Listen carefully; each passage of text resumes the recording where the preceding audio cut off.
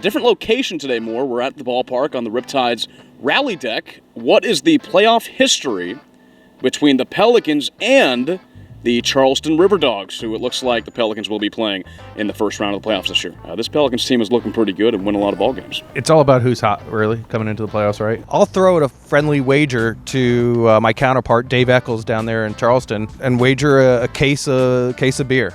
Greetings. He's Ryan Moore. I'm Sam Weiderhaft, and this is another episode of Behind the Seams, presented by RipTydz Oceanfront Grill and Rooftop Bar.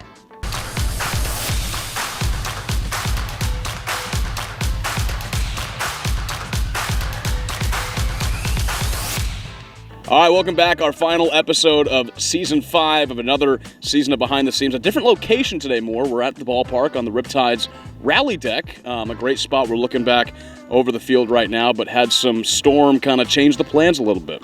Yeah, we had the tropical storm come through last night, and just in the abundance of caution, thought, hey, let's just do it from the RipTydz rally deck. We haven't showed this place off, I don't think, this year for Behind the Seams, so if you can't be at the actual RipTydz, being up here on the rally deck is probably your second best option. This is a great spot to watch a baseball game. A lot of things to do. You mentioned the storm coming through, but it's great weather today. Rained a lot yesterday, but just feels fantastic. And what you said before this, that post-hurricane weather is the best weather. It's typically the best weather. It's been 95 with heat indexes of 105, 110. Feels like for the last month or so, and today I think it's like 81 out right now. This is our playoff preview episode to talk about what that's going to look like, and the man leading the charge is going to be Buddy Bailey once again, the longtime Pelicans manager. And there was a piece that came out on our social media not too long ago where Buddy flipped the roles a little bit. Every Tuesday I interview Buddy leading up to the homestand just to check on the team and what's going on. Recently, we flipped that, and Buddy interviewed me, and it turns out he's not a bad interviewer. Buddy's a master of many crafts, whether it's weather analysis, marketing and sales ideas. Buddy's been around long enough that he would never want to do it, but like if he wanted to, he could transition into the front office after his coaching career comes to an end. He's got a standing offer, full-time job here with the Myrtle Beach Pelicans. He'll just be the master of many crafts. I told him that he's got a spot in media if he ever wants to do that, because it was a great interview. Kind of just asked about how I got to where I'm at and my time with the Pelicans and my time at Coastal Carolina. And it was funny because leading up to it, Buddy wanted to practice. So we had a couple of practice rounds. And he was kind of nervous for it, but ends up knocking it out of the park, and we get a nice interview out of it. Nice pun there, too. Appreciate it. That's what I'm here for. All right, so we got some playoff-centered questions on this episode leading into another Pelicans playoff appearance coming up in just a few weeks. So we'll get things started. What is the playoff history between the Pelicans and the Charleston RiverDogs, who it looks like the Pelicans will be playing in the first round of the playoffs this year? We've had a very short history in the playoffs with Charleston, but it's definitely been active since it started. As most know, Myrtle and Charleston weren't in the same league until 2021. When the leagues got realigned, we were definitely excited to have Charleston be in our league. It's a natural rival, if you will, just straight down 17 or straight up 17 if you're coming from the Charleston area. But, you probably know better than me in terms of, what the stats are. But Charleston's been our nemesis, and I feel like they've gotten the better of us in the playoffs. I think last year they knocked us out of the playoffs. Prior to that, you can speak to that. But I feel like there's an energy of like it's time. It is time. Last year, you're right. They beat us in 2 games. It was a best-of-3 series, and they swept us 1 game in Charleston and 1 here at Pelicans Ballpark. And you're right. They were in Single A for the longest time before the Carolina League now is in Single A now, and then they joined our league in 2021. We played them a ton of times the past 3 years. So we've seen Charleston a lot, a team that's only 2 hours away. And this year, we've gotten the better of them, and we've looked a lot better against the RiverDogs, who have won the past 2 championships. When it was the Low A East in 21, they won it that year, and then last year they won the Carolina League, and they have been the creme de la creme of the past 2 seasons. And now I think you're right, it's time. There's a different energy this year where they weren't as good in the first half. They finished toward the bottom of the standings in the first half when we won it.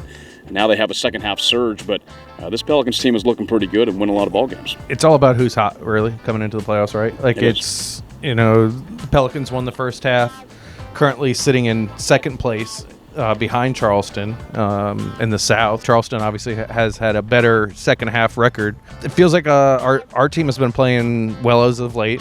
I think Charleston has been playing well as of late, so it should be good quality competitive baseball. And what else can you ask for in a playoff atmosphere? It's a fun rivalry to be a part of, I can tell you that. All right, moving on. So the Cubs minor league organizations have had a lot of recent playoff success. What does that say about the system and the future of the Chicago Cubs?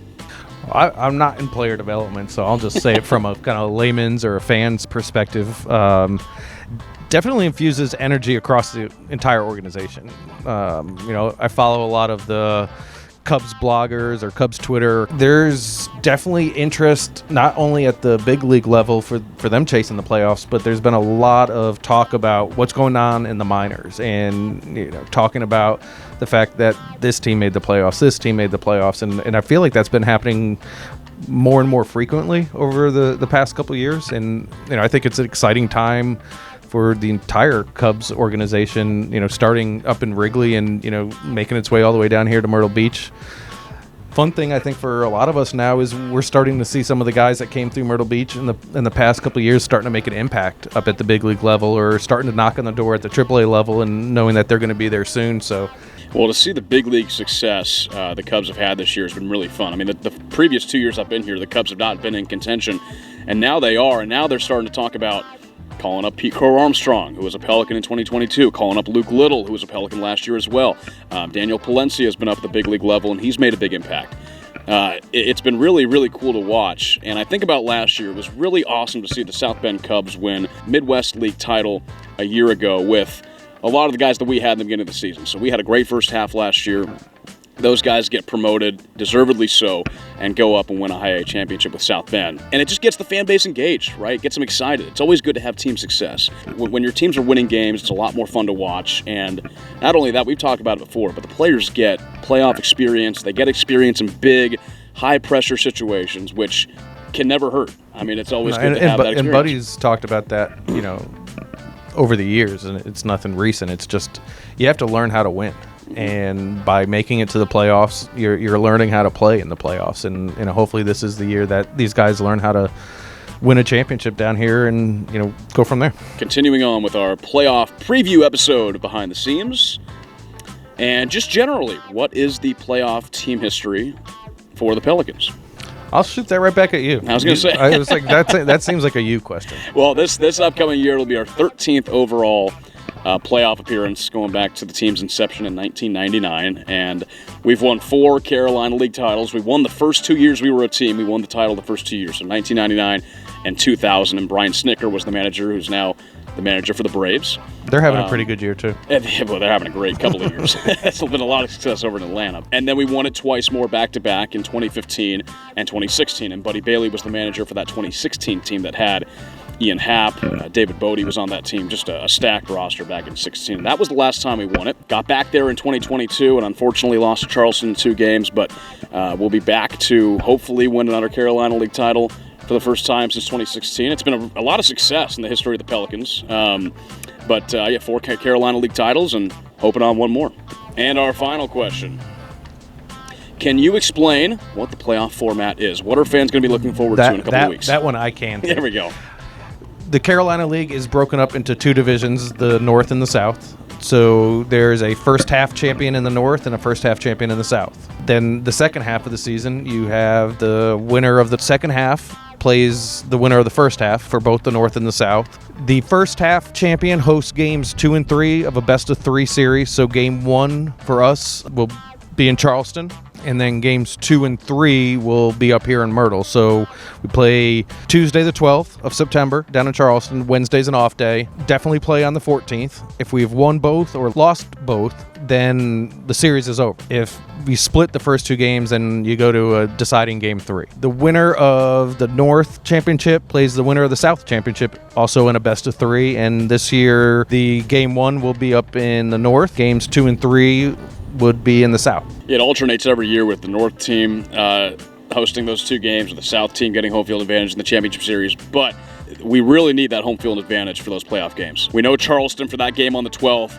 They're going to bring a lot of people. They have a loyal fan base. Yeah. We got a bus going down. That's what I'm saying. The game on the 14th, that is where, we need that fan support. The players need that fan support, and we need to be able to create an environment that feels like a playoff environment. Yeah, we've got about 20 plus staff members going to go down and root on the team. Encourage any of our local fans to make the quick trip. Go to charlestonriverdogs.com. They'll have their playoff tickets up there for sale. Come on down, support the team, come back, rest up on Wednesday, and come back out here to the ballpark on Thursday and maybe Friday and root on the team, because it makes a huge difference for those guys on the field to know that there's people in the stands that are there for them, got their back, and makes it a much better environment for all involved. So those will be our 2 dates to look forward to. Will be September 12th in Charleston for the first game of the playoffs for the Carolina League South Championship Series, and then the 14th is our guaranteed home game for the South Division Championship. 15th game will happen if necessary, if it's a split those first 2 games. But very exciting times. Playoff baseball is always really fun to be a part of, and I'm glad to be a part of it once again this year. Yeah, and I think, leading into the playoffs with the going against Charleston, I'll throw out a friendly wager to my counterpart, Dave Eccles, down there in Charleston, and wager a case of beer. Charleston wins, I'll send him a case of Dirty Myrtle. If Dave's interested, let me know. I think you still owe me one from last year, too. Remember that. We got a wager on this playoff series.